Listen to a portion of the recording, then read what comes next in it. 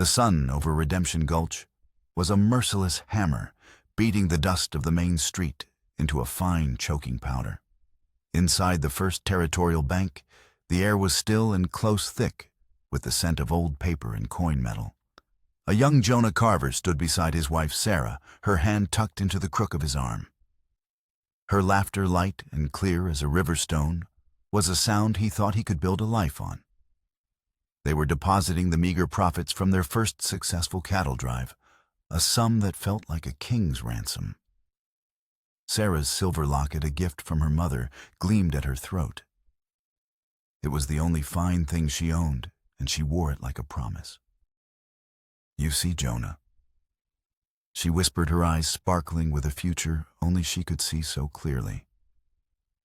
"I told you this land would be good to us. A real home."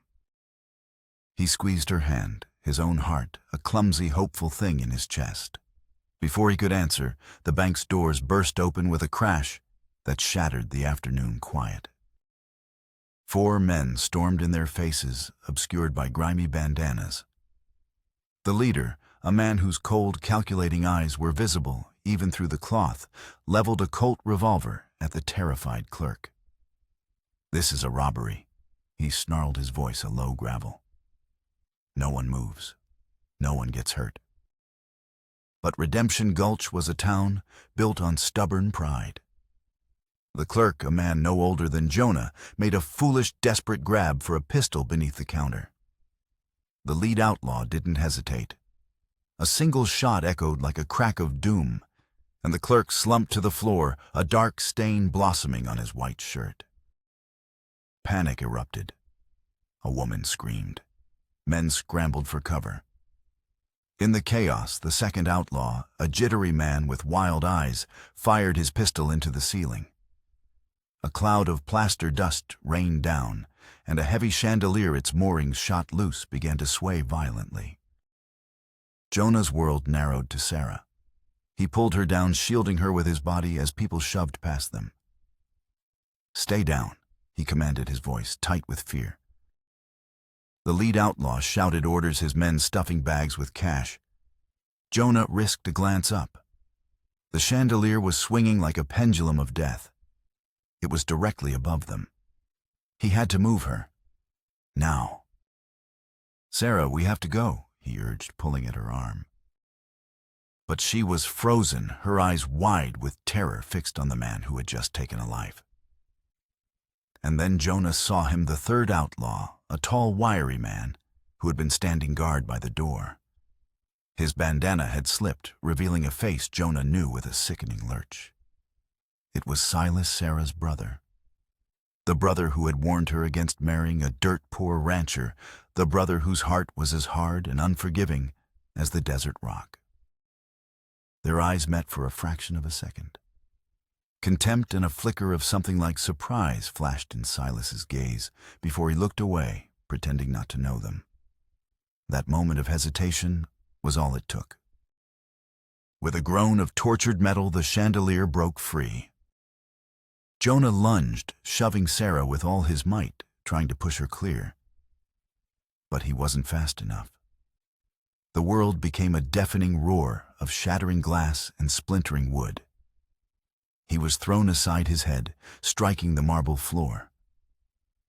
For a moment, darkness claimed him. When he came to, the air was thick with dust and the metallic tang of blood. The robbers were gone. A woman was sobbing in the corner. But Jonah only saw Sarah. She lay half-pinned beneath the wreckage, her body unnaturally still. The silver locket at her throat was dented and smeared with dust, its chain broken. "Sarah," he choked out, crawling to her side. He reached for her hand. It was cold.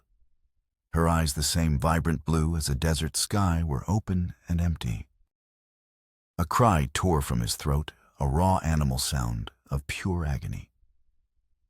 He didn't see the townspeople gathering. He didn't hear the sheriff shouting. He saw only the light that had gone out of his world. His fingers, trembling and clumsy, fumbled for the broken locket. He closed his hand around it, the cool metal, a stark contrast to the warmth that had just been stolen from him. Then, through the haze of his grief, he saw Silas. He was standing in the shattered doorway, no longer a robber, but just a man, his face a mask of cold fury. He wasn't looking at his sister. He was looking at Jonah. His eyes, burning with a hatred so pure it was terrifying, delivered a silent, damning verdict. "You let her die." The accusation needed no voice. It seared itself into Jonah's soul. In Silas's twisted grief, it wasn't the robbery, not the stray bullet, not the faulty fixture that had killed his sister. It was Jonah's cowardice, his failure. Jonah clutched the locket until the edges cut into his palm. He had lost everything.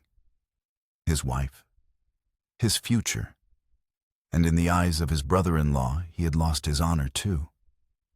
The silence of his ranch would no longer be a comfort, it would be a penance. A long, empty sentence to be served for a crime he didn't commit, but for which he would forever carry the blame. 5 years of silence had turned Jonah Carver into a man as weathered and solitary as the lone buttes that broke the monotony of the plains. His ranch was a testament to his isolation. The main house was sturdy, built with his own hands, but inside it was a hollow shell. He ate his meals at a long table with one chair pulled up. The empty place opposite him was a constant, silent companion, a specter of the life he'd lost. His days were a ritual of hard labor from sunup to sundown, a relentless effort to exhaust his body so his mind wouldn't have the strength to remember. Neighbors in the small town of Providence called him a good man, quiet but dependable. They didn't know the silence was a cage, the work a distraction from the ghost of a silver locket he kept in a small wooden box by his bed. The emptiness of the land mirrored the emptiness in his soul. The vast, aching plains stretched to an indifferent horizon, a landscape that promised nothing and took everything. He rode its expanse not with a sense of freedom, but with the heavy trudge of a man carrying an invisible weight. The coppery taste of dust was always on his tongue, a reminder of the day his world had turned to ash. 50 miles to the east, on a small, struggling homestead carved out of the unforgiving earth, Ruth Miller fought a different kind of silence. It was the silence of a husband who had never come home. A silence filled with the anxious beat of her own heart and the innocent questions of her 6-year-old son Samuel. Their farm was a patchwork of hope and desperation. The corn grew thin, the well threatened to run dry in the summer heat, and the roof of their small cabin leaked with every hard rain. But Ruth was resilient. Her hands, though calloused and chapped, were gentle as she patched Samuel's worn trousers or kneaded dough for their meager supper. She had a strength carved from years of sorrow, a quiet defiance against the world that had tried to break her. She told Samuel his father, a gambler, and a coward named Eli, had gone to heaven, a kinder lie than the truth that he had sold them out to settle a debt and vanished into the wind, leaving them to the mercy of his creditors. That debt was a shadow that lengthened with each passing day. It was a patient ghost, one that sent its emissaries on horseback every few months, their cruel smiles and veiled threats a constant reminder that their small patch of earth was not truly their own. Ruth lived with a knot of fear in her stomach, a fear she hid from Samuel behind a hopeful smile. Mama Samuel would ask, his eyes wide and earnest as he stared at the empty horizon, "Will Papa ever come back from heaven?" And Ruth, her heart aching, would pull him close and whisper, "God works in ways we don't always understand, my love. We just have to keep faith." It was a faith she herself was beginning to lose, a flickering candle against a gathering wind. She prayed not for a miracle, but for the strength to endure another day, to shield her son from the harsh truths of a world that had already taken too much. 2 souls, Jonah and Ruth, lived under the same vast, lonely sky, haunted by different ghosts, unaware that a storm was about to drive their broken worlds together.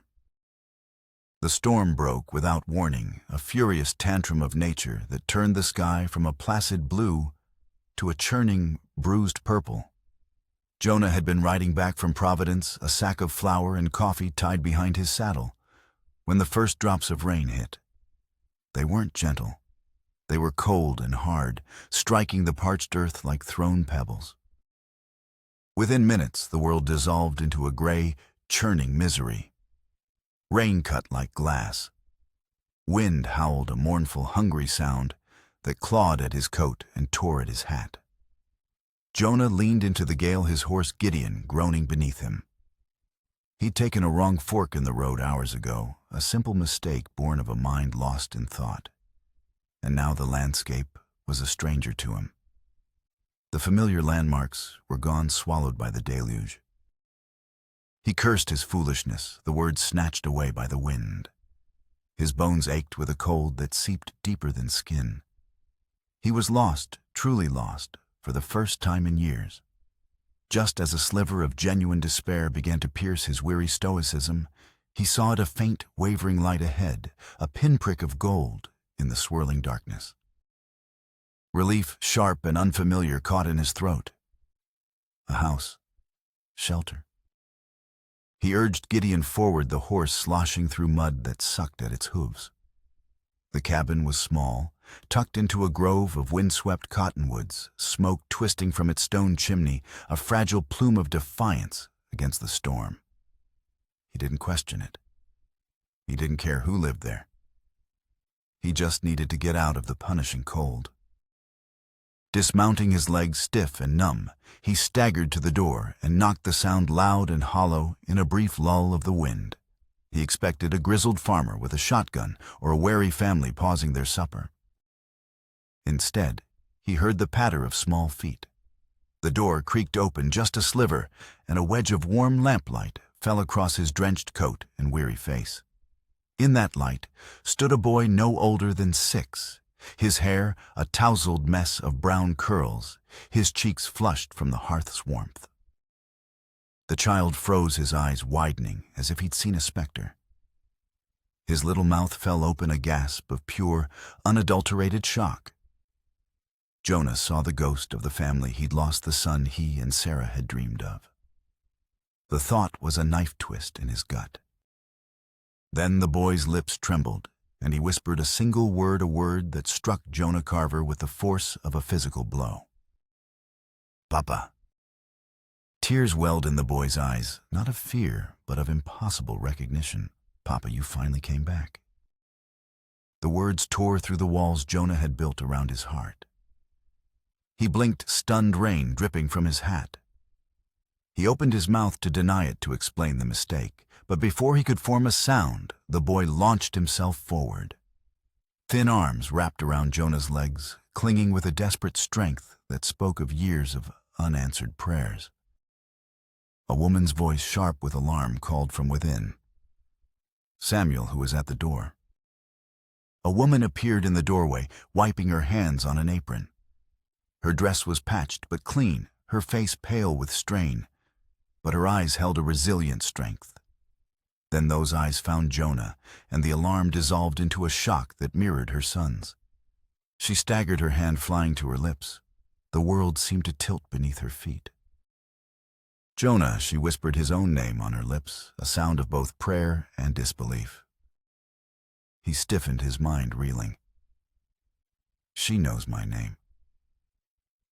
This was no simple case of mistaken identity. This was something deeper, something twisted by fate into a shape he couldn't comprehend. Ma'am, you must be mistaken. But Samuel clung tighter, his face pressed into Jonah's wet coat. Mama, Papa came back. I told you he would. I told you. The woman Ruth let out a choked sob, her eyes glassed over with tears. For one terrible, fleeting moment, Jonah wondered if he'd stumbled not into a stranger's cabin, but into a life that was supposed to have been his. The boy's desperate embrace, the woman's shattered hope, it resonated with the empty chambers of his own heart. The storm howled behind him, a physical force pushing him forward. His feet, however, were rooted to the threshold. To step inside would be to step into a lie. To turn back would be to leave them to their grief, a grief he had just unknowingly rekindled into a blaze of impossible hope. He had to speak the truth. He had to break the illusion before it took root. But as he looked down at the child whose small body trembled with joy, and at the woman whose eyes begged him to make her miracle real, the words died in his throat. He had lost his family in a storm of violence and chaos. Now, in a storm of rain and wind, he had stumbled upon another, and his soul, so long starved of warmth, was too weak to turn away. Jonah crossed the threshold, and the lie settled around him like a shroud. Each muddy footprint he left on the clean-swept floor felt like a desecration. Samuel, still refusing to let go, tugged him toward the hearth, his face alight with a pure, radiant joy that was a physical pain for Jonah to witness.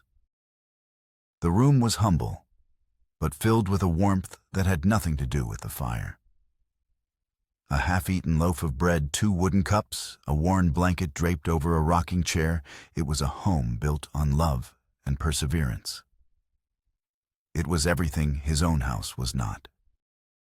Ruth finally moved from the doorway, her steps unsteady. I thought the grave had kept you," she murmured, tears sliding freely down her cheeks.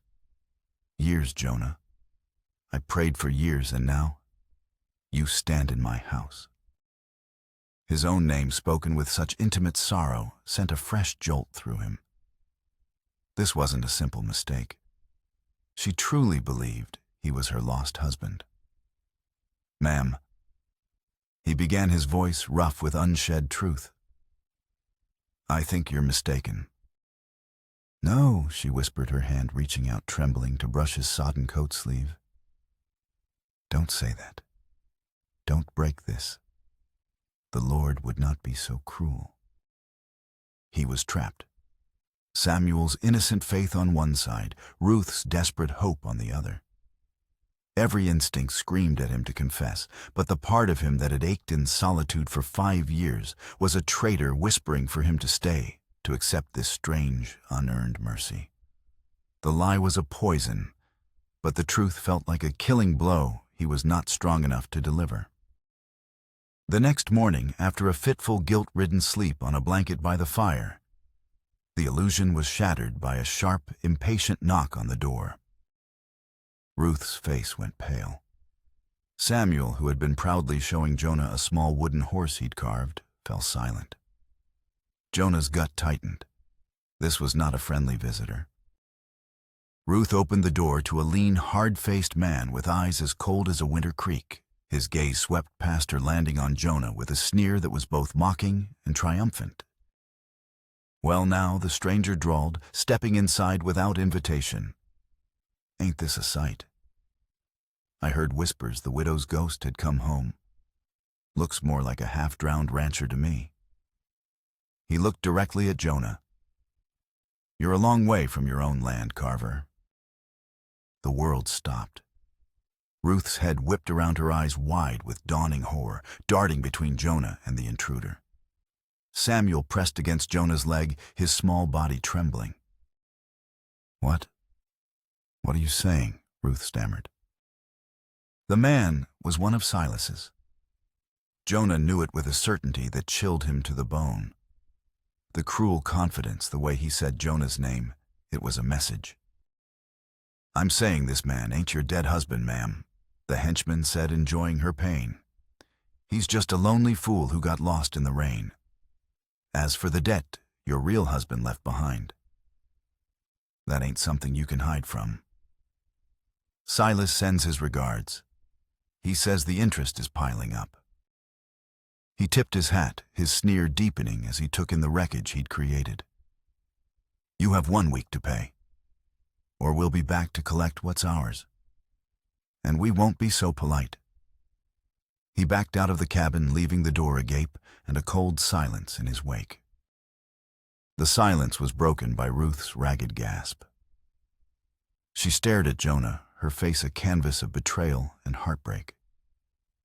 "Is it true?" she whispered, the words barely audible. "Tell me he's lying." Jonah's chest felt like it was collapsing. The lie had been exposed in the cruelest way possible. He looked from her shattered expression to Samuel's terrified, confused face. The boy was looking up at him, his eyes pleading for Jonah to deny it, to make the bad man go away. There was no more hiding. He knelt, his movements slow and heavy, until he was at eye level with the child.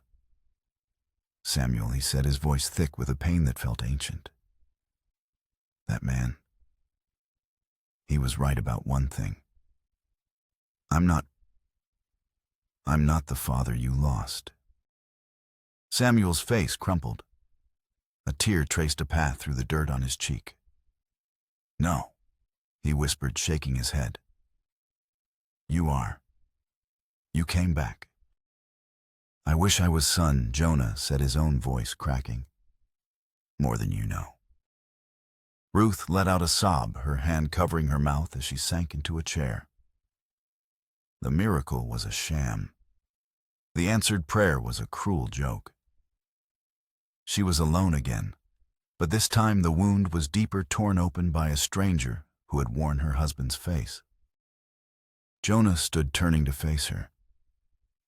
"I am so sorry," he said, the words inadequate. "I never meant for this to happen. I was lost, and when your boy—" He trailed off, unable to articulate the pull he had felt. Ruth's grief was quickly hardening into anger. "You should have left," she said, her voice trembling with fury. "You should have told us and walked back into that storm."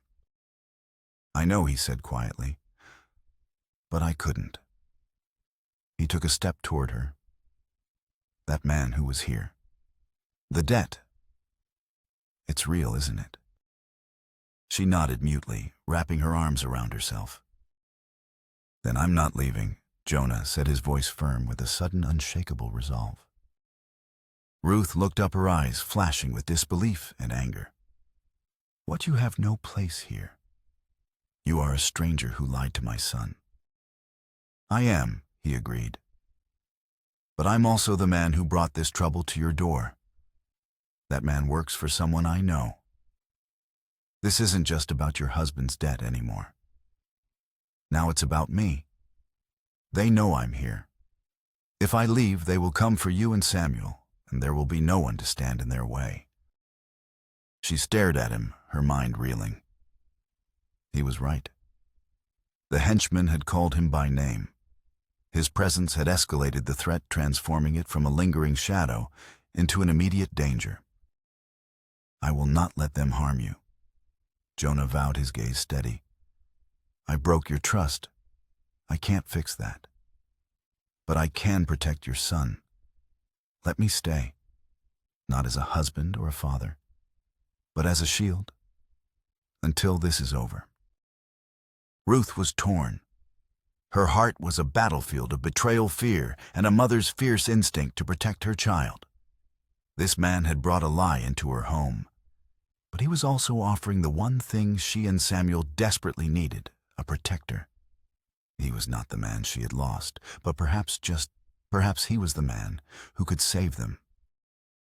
After a long, agonizing silence, she gave a single reluctant nod. Her voice was brittle, stripped of all warmth. "You can stay in the barn. For Samuel. But do not speak to me unless you must.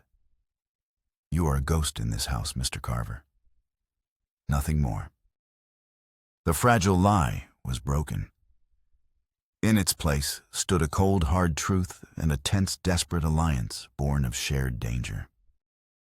Life in the cabin became a tightrope walk over a chasm of unspoken grief and suspicion. Jonah moved into the barn, and the scent of hay and dust, a familiar comfort, but the cold that settled in his bones had nothing to do with the temperature. He worked from dawn until dusk, mending fences, clearing stubborn rocks from the small field, and reinforcing the cabin's leaky roof. He worked with a silent, relentless energy, as if he could physically atone for his deception. Samuel was his shadow. The boy's initial heartbreak had given way to a quiet, watchful loyalty. He no longer called Jonah Papa, but the name lingered in his eyes.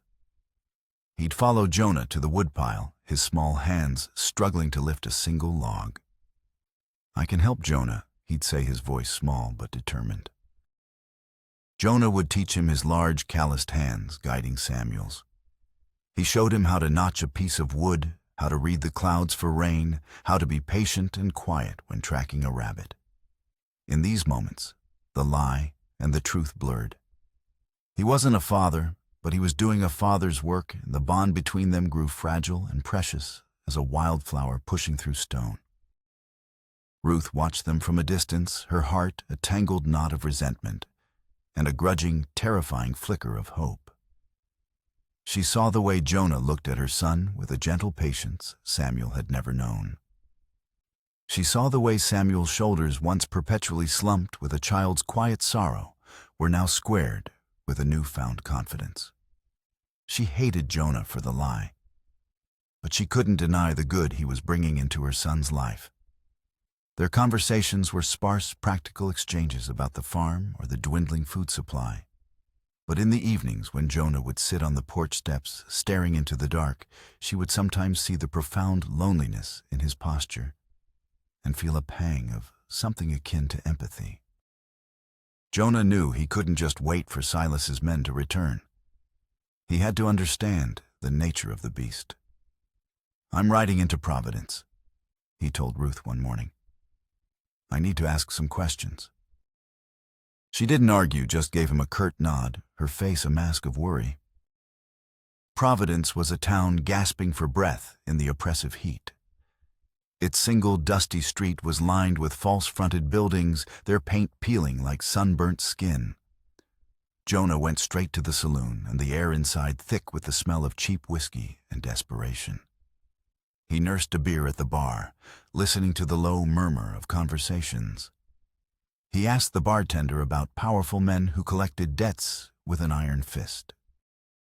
The bartender, a man with a weary face and knowing eyes, leaned closer. "You talking about Silas Kane?" He said, his voice low. "He don't live here, but his shadow does.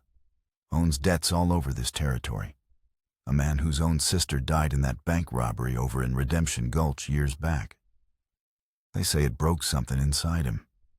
Turned him cold as a hangman's rope." Jonah's blood ran cold. Silas Kane. He hadn't used his last name in years. "He's a ghost," the bartender continued. "No one sees him unless he wants to be seen. But his men, they're real enough. They say he has a strange way of talking. Almost like a preacher, but his gospel is all fire and vengeance." He paused and then added a detail that made the hair on Jonah's arms stand up. "Got a queer habit, they say. Always chews on a piece of licorice root while he's deciding a man's fate. Just like his sister used to." Jonah remembered. Sarah with a sweet piece of licorice root tucked in her cheek, her smile bright. The detail was too specific, too personal. This was a message aimed directly at him. He rode back to the farm, under a sky the color of a fresh bruise, the pieces clicking into place with horrifying clarity. This was never about Eli's gambling debts. Eli was just a pawn, a convenient tool. This was about Redemption Gulch. It was about Sarah. Silas hadn't just been watching him. He had been hunting him, waiting for the perfect moment to strike. And Jonah, by stumbling into Ruth and Samuel's life, had handed him the perfect weapon. He found Ruth by the well, hauling up a bucket of water, her shoulders slumped with exhaustion. He dismounted, his face grim. "Ruth," he said, his voice low and urgent. "This isn't about your husband." She looked at him confused. "What are you talking about?" "The man who holds your debt. His name is Silas Kane. He's my late wife's brother." The bucket slipped from her grasp, crashing to the ground and splashing water over the dry earth. She stared at him, her face ashen. "My wife, Sarah, was killed in a bank robbery 5 years ago," Jonah explained, the words tasting like ash in his mouth. "Silas was there. He blames me for her death. He thinks I was a coward that I let her die. He finally pulled the dented silver locket from his pocket, the one he had never shown to another soul. He held it out on his palm.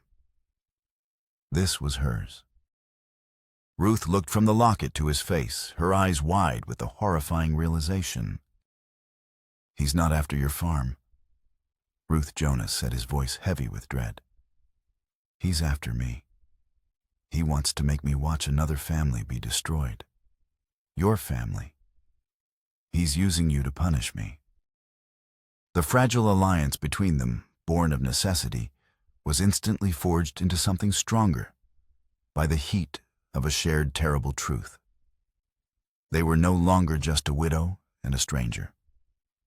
They were two people caught in the crosshairs of a madman's grief, and their fates intertwined by a tragedy that had happened years ago, miles away. The storm had a name, and its name was Silas.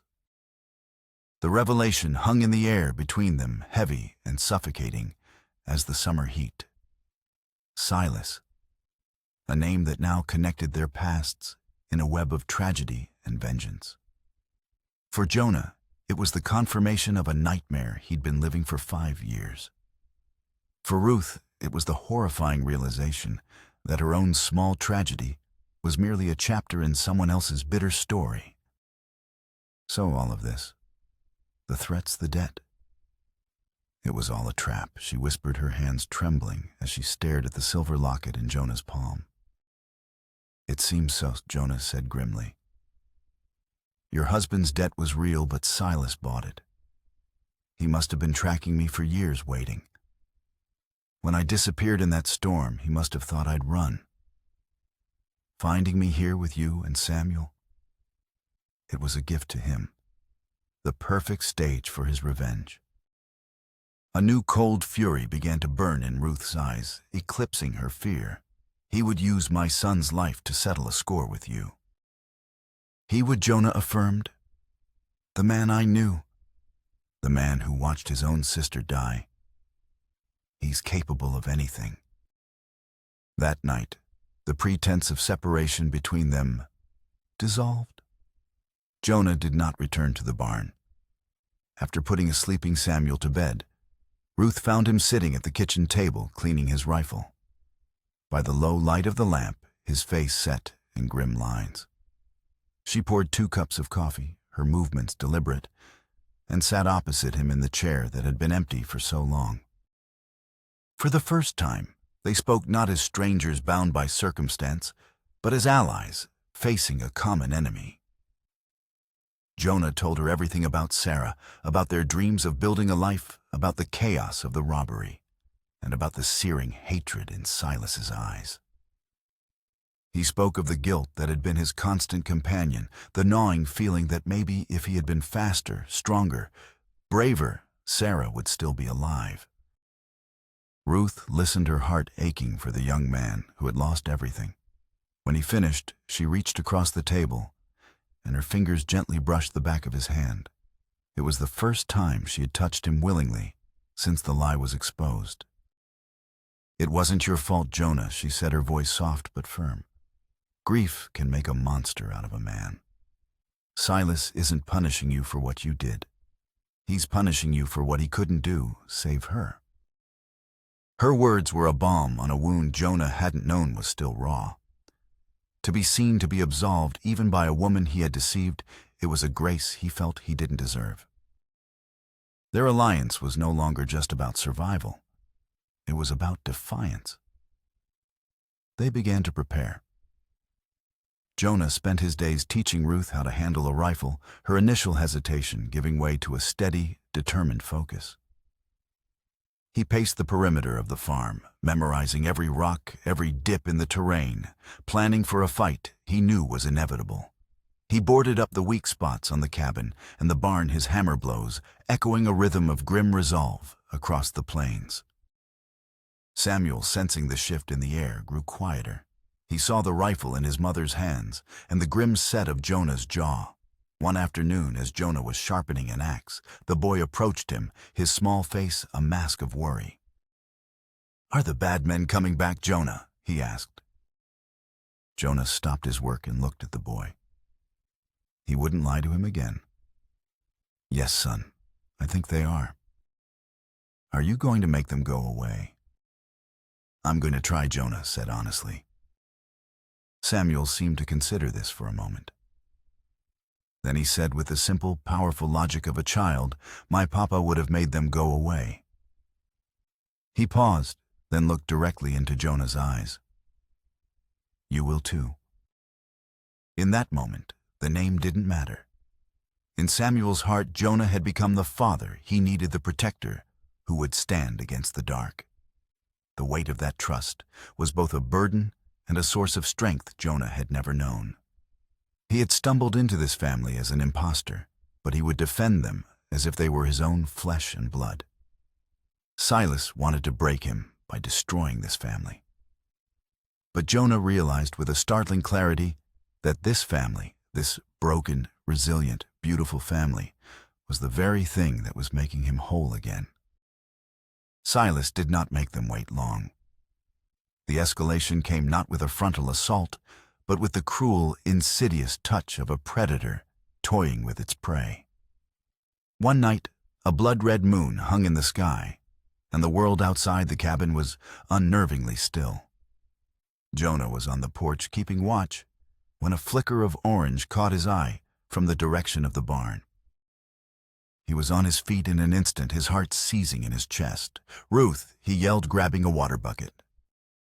The flicker became a glow, then a roar. Flames, hungry and alive, were devouring the old dry wood of the barn. By the time they reached it, it was too late. The fire was a raging inferno, consuming their meager supply of hay and the few tools they possessed. The heat was a physical blow, driving them back. Ruth cried out a sound of pure despair. That barn, as humble as it was, represented their livelihood, their future. Jonah saw it for what it was, a message written in fire and ash. I can touch you whenever I want. I can burn your world down around you. Pinned to the smoldering remains of the barn door by a bowie knife was a piece of paper. On it, in elegant spidery script, were 3 words: debts must be paid. The fire broke something in Ruth. The fear she had been holding at bay washed over her, and she collapsed into sobs, her body shaking with the futility of their struggle. Jonah pulled her into an embrace, his own heart aching with a cold rage. He held her, offering what little comfort he could, while the barn and their hopes crumbled into glowing embers. For 2 days, a heavy, defeated silence hung over the farm. Then the final blow fell. Jonah had been teaching Samuel how to set a snare line at the edge of the woods, a good distance from the cabin. He turned his back for only a minute to retrieve a piece of twine he'd dropped. When he turned back, Samuel was gone. Jonah called a cold dread creeping up his spine. The woods were silent. Too silent. There was no sound of a boy playing, no snapping twigs, just the whisper of the wind through the pines. Panic, cold and sharp, pierced him. He raced back toward the spot where Samuel had been standing. There on the ground lay the boy's small wooden horse, and next to it a single black piece of licorice root. A guttural roar of fury and terror escaped Jonah's lips. He sprinted back to the cabin, his lungs burning. Ruth met him at the door, her face etched with confusion at his frantic return. He's gone, Jonah choked out, holding up the piece of licorice root. Silas has him. Ruth's face drained of all color. Her legs gave way, and Jonah caught her before she hit the ground. For a moment she was utterly broken, her mind refusing to accept the horror. Then the mother inside her rose up fierce and terrible. Her eyes swimming with tears hardened into points of steel. Where she demanded, her voice a raw whisper. As if in answer, a lone rider appeared on the ridge, silhouetted against the afternoon sun. He was too far away to see clearly, but his purpose was obvious. He raised a hand, dropped a small object to the ground, and then wheeled his horse, disappearing as quickly as he'd come. Jonah ran to the spot. It was a folded note weighted down by a rock. The same elegant script. At the old saloon outside Providence. Midnight. Come alone, Carver. The boy will pay for your sins if you don't. The trap was sprung. Silas hadn't just taken Samuel to lure Jonah in. He had taken the one thing that would guarantee Jonah would come not with caution, but with a blind, desperate rage. He had taken his heart. As dusk settled, casting long, menacing shadows across the ravaged farm, Jonah prepared for war. He checked his revolver, his rifle, and slid a knife into his boot. Ruth stood beside him, her face pale but resolute. "I'm coming with you," she said. "No," Jonah said immediately. "It's too dangerous. He wants me." "He took my son," she replied, her voice shaking but unbreakable. "He used my life to get to you. This is my fight too. I will not hide in this house while my boy is in the hands of that monster. I will be there, Jonah, and I will see it end." Jonah looked into her eyes and saw the same unyielding fire that burned in his own soul. He could not deny her. They would face the storm together. They left the smoldering ruins of their farm behind and rode into the encroaching darkness, two lone figures against a vengeful world, their destination a derelict saloon where the final debt would be paid one way or another. The abandoned saloon stood like a skeletal corpse against the night sky, its windows dark, empty eyes. A sandstorm had risen with the moon, a howling, abrasive wind that scoured the land and clawed at their faces. Sand seeped through the saloon's warped floorboards and whispered through the cracks in the walls, the entire building groaning under the assault. The storm outside was a perfect mirror for the tempest of fear and rage raging inside Jonah. He and Ruth tethered their horses in a small, sheltered arroyo and approached on foot, the wind tearing at their clothes. "Stay back," Jonah whispered, pressing the rifle into her hands. "Find cover. Only show yourself if you have a clear shot." She nodded, her eyes wide but steady, and melted into the shadows behind a stack of rotting barrels. Jonah pushed open the saloon's swinging doors. They shrieked on rusty hinges. The cavernous room inside was lit by a single swaying lantern that cast long dancing shadows. In the center of the room, Silas Kane stood waiting. He was no longer the wiry youth from the bank, but a man honed sharp by hatred, his face pale and gaunt, his eyes burning with a feverish intensity. He held Samuel in front of him, a knife pressed gently, almost casually against the boy's throat. Samuel was crying silently, his small body rigid with terror. "Welcome, Carver," Silas said, his voice a sly, poetic whisper that was more chilling than any shout. "I knew you'd come. A man will always run toward the thing he's most afraid to lose." "Let the boy go, Silas." Jonah said, his voice dangerously low, his hand hovering over his colt. "This is between you and me." Silas laughed, a dry, rasping sound. "Oh, but that's where you're wrong. It's always been about family. The one you let die and the one you tried to steal." He took a slow, deliberate bite from a piece of licorice root. "She loved this," he mused. "Said it made the world taste sweeter. The world hasn't tasted sweet to me in 5 years, Carver. Not since you stood by and watched my sister be crushed like an insect." "That's not what happened," Jonah growled. "It was chaos. I tried to save her." "You tried?" Silas sneered, his grip tightening on Samuel. The boy whimpered. "You hid. You saved yourself. I saw it. I saw the cowardice in your eyes. My sister gave her heart to a man who didn't have the courage to die for her." He leaned down, his voice a venomous hiss in Samuel's ear. "And now you get to watch it happen all over again. A debt is a patient ghost, Jonah. It always finds its way home." He offered Jonah a choice, a cruel, twisted path to redemption. Renounce them. Tell the boy you're nothing but a liar who used him. Tell the woman I know she's out there that you were just warming your bed until the trouble passed. Walk away, Carver. Walk away and I'll let them live. Or die here defending a lie. It was a battle for his soul. To save them, he had to destroy their memory of him.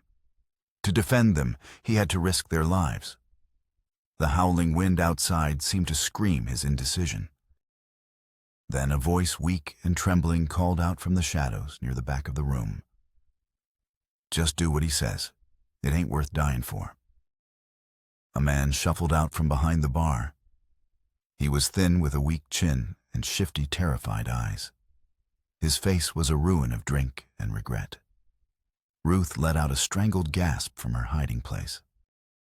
It was Eli, her husband, the man she had told her son was in heaven.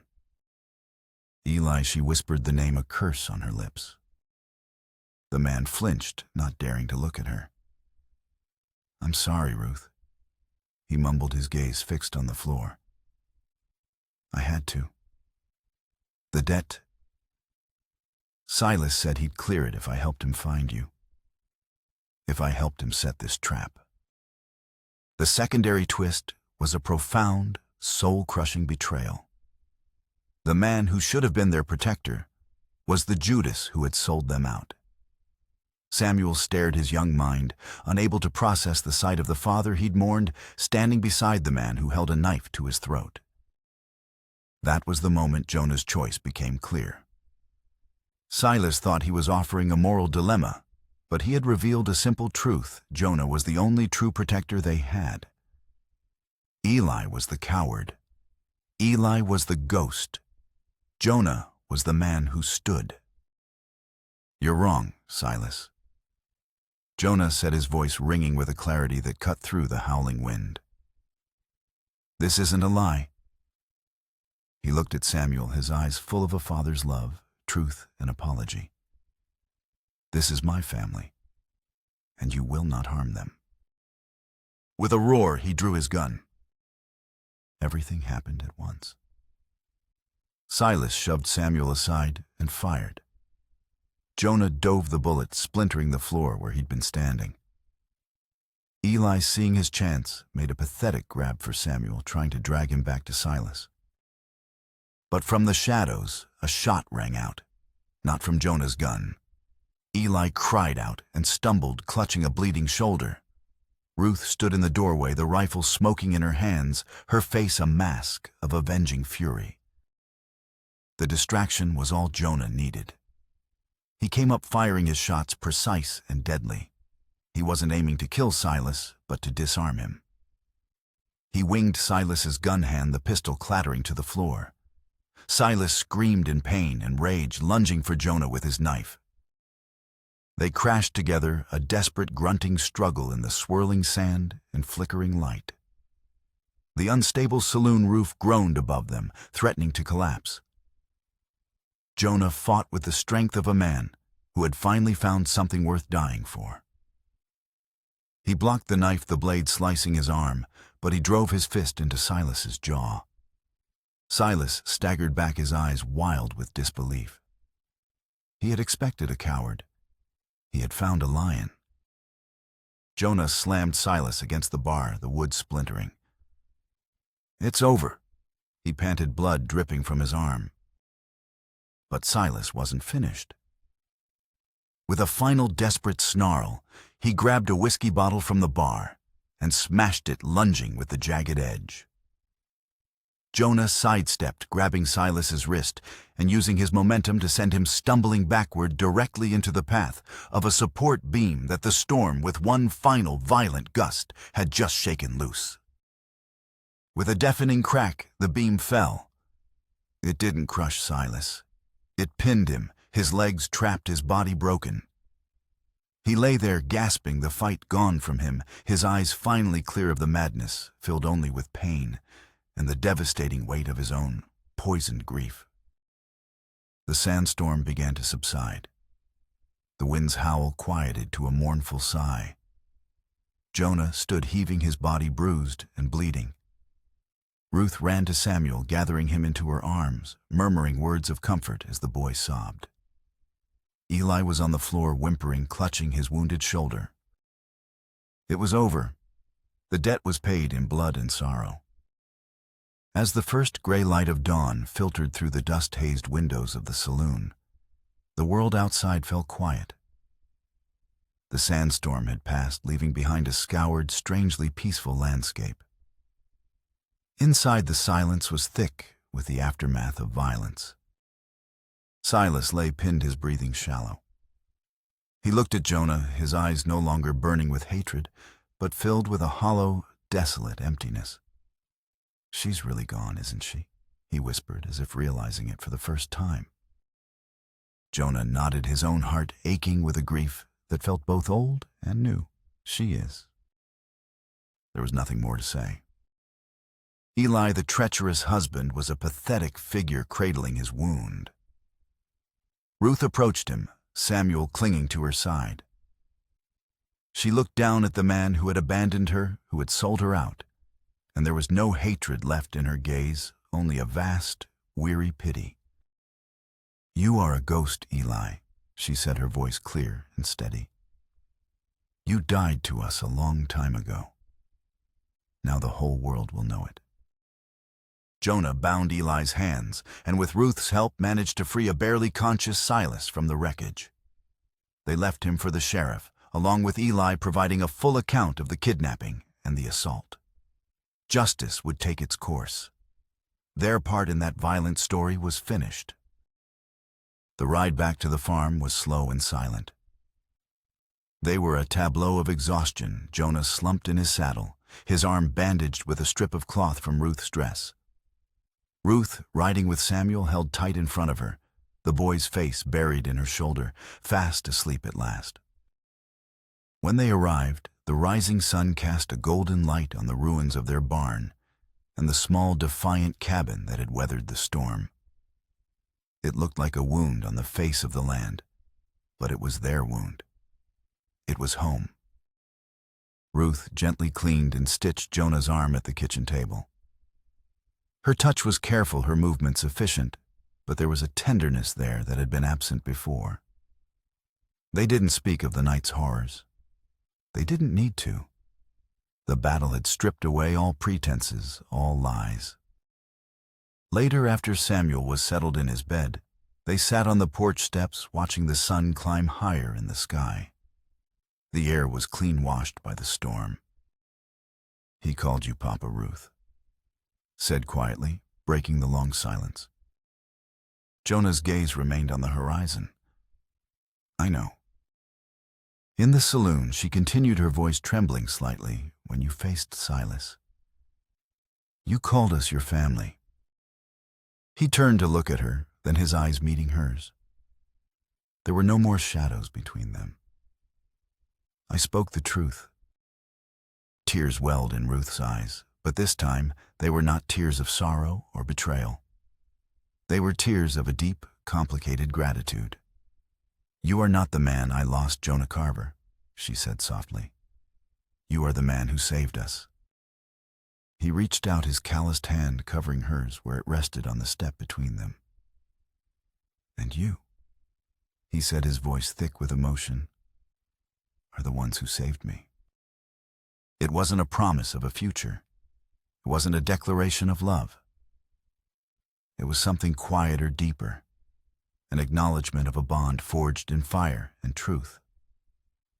They sat there for a long time, their hands clasped together, as the sun rose on the first day of their new, uncertain but honest life. They had a farm to rebuild. They had a boy to raise. They had wounds to heal. But for the first time in a very long time, for both of them, the silence felt like peace. Months passed. Autumn painted the plains in hues of gold and rust. The rhythm of life on the small farm found a new quiet cadence. With the help of neighbors from Providence who had heard the story of the stand at the saloon, a new barn was raised, its fresh pine scent a promise of renewal.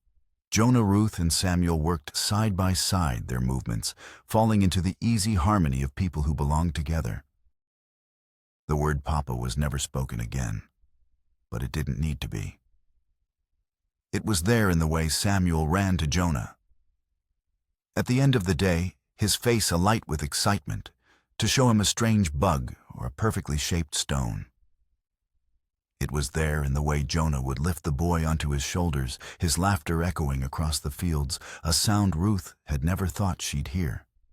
The family they formed wasn't born of vows or blood, but of choice sacrifice and a shared resilient hope.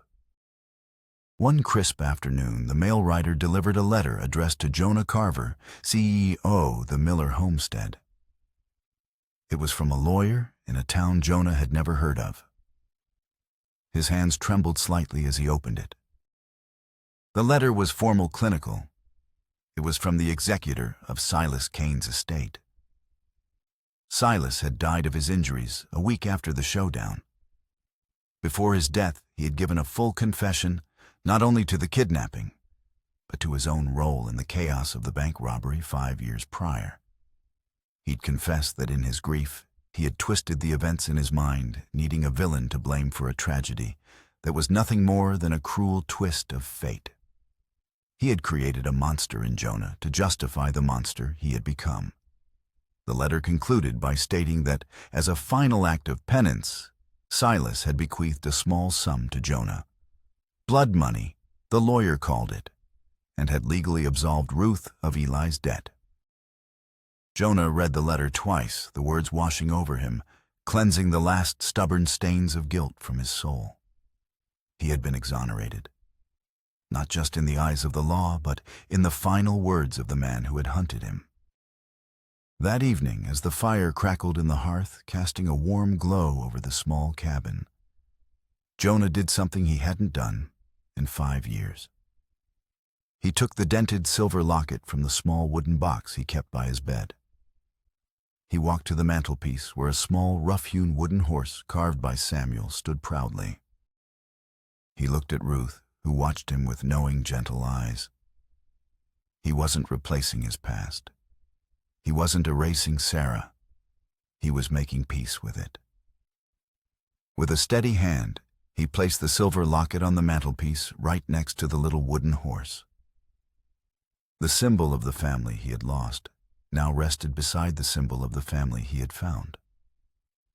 The two halves of his life, his sorrow and his joy, were finally home together in one place. He turned and saw Samuel standing in the doorway to his room, sleepily rubbing his eyes. The boy smiled, a slow, content smile of a child who feels safe, who knows he is loved. Jonah crossed the room, knelt and opened his arms. Samuel ran into them, burying his head in Jonah's shoulder. Jonah held him tight, the warmth of the boy in his arms, a solid, undeniable truth. He looked over Samuel's head at Ruth, whose face was illuminated by the firelight, her expression serene and full of a quiet, powerful love. The storm was over. The ghosts were at rest. He was no longer a lonely rancher who had knocked on the wrong door. He was a man who had finally, against all odds, found his way home.